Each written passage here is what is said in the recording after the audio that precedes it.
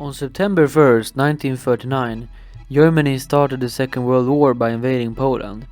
However, an often overlooked event is the Soviet invasion of eastern Poland that started on the 17th of September. This video will cover the background to the invasion itself and its aftermath.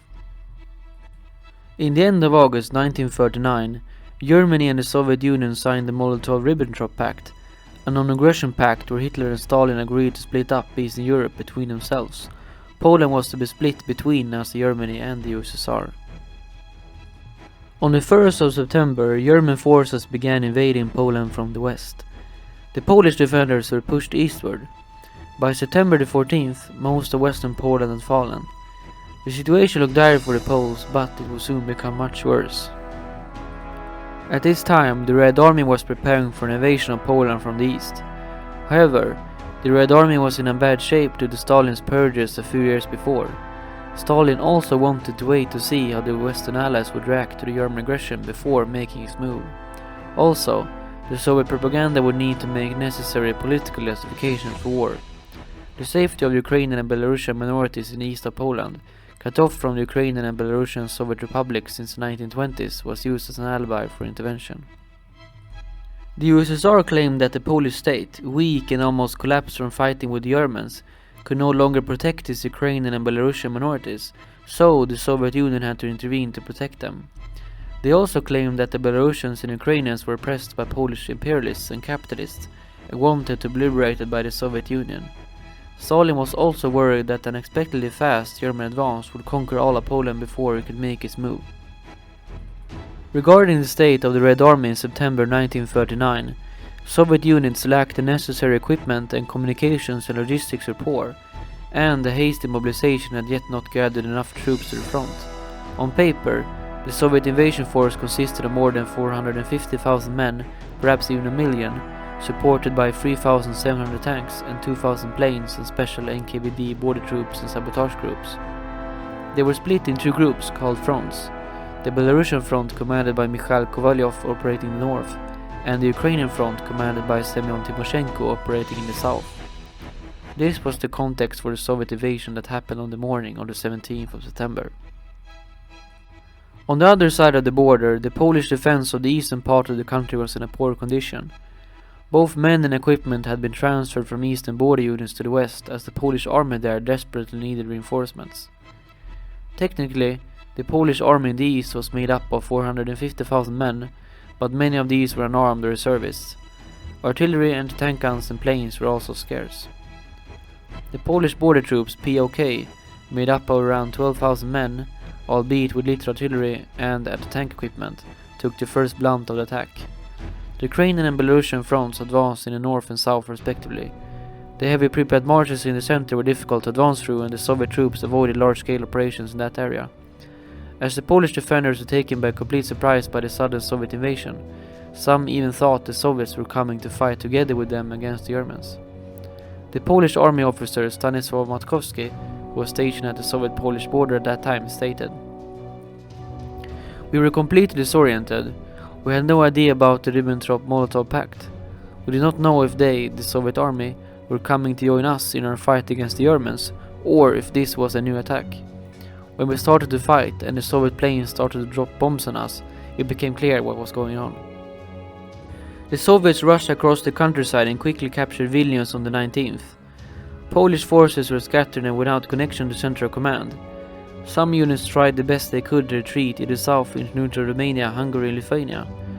The Polish Marshal and Commander-in-Chief, Edward Smigły, who had already on the day of the Soviet invasion ordered Polish troops to avoid combat with the Soviets as best they could and instead evacuate into Romania.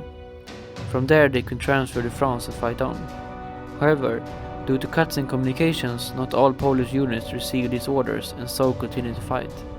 The commander of the POK, General Wilhelm Rückemann, did not know of Smigły's orders and instead commanded his men to resist. They were soon overwhelmed by the enemy. It was of utmost importance to the Poles to keep the border with Romania secure, as to avoid capture of Polish forces retreating from all over Poland.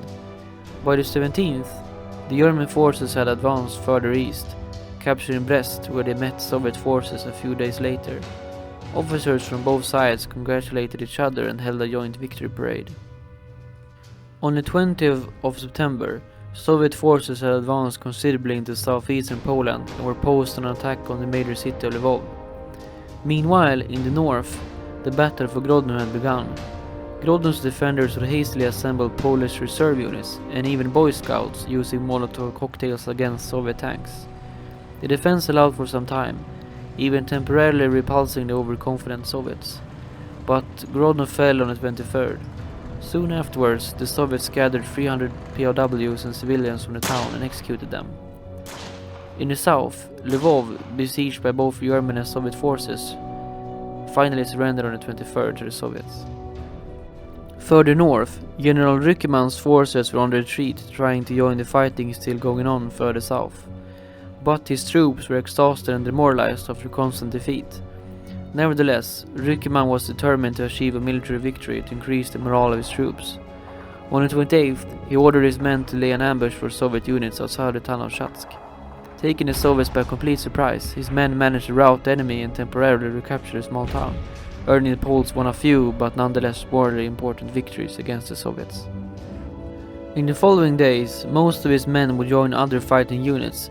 Some would escape to France and fight on from there, or continue as guerrilla fighters on Polish soil. Rückemann himself managed to flee from neutral Lithuania and Sweden to Great Britain and continue the fight. The Polish army had initially hoped to hold on to the south of Poland, continuing the fight against the Germans.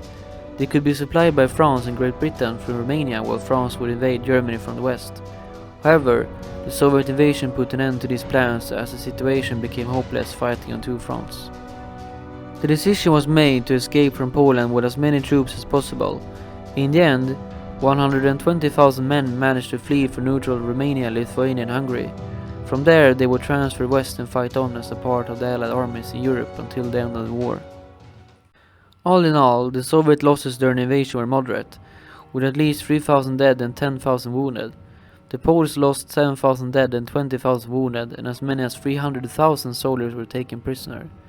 These numbers do not include the many thousands of deaths from massacres, such as in Katyn, where Polish officers were taken and shot by the NKVD, or the tens of thousands of teachers, scientists, doctors, government officials, priests, and many more who were either imprisoned or executed in the aftermath of the Soviet occupation. At least 300,000 Poles were also deported to the east, to Siberia or Central Asia, with staggering casualty rates. All of this was an attempt by Stalin to crush any possible resistance in the newly occupied territory.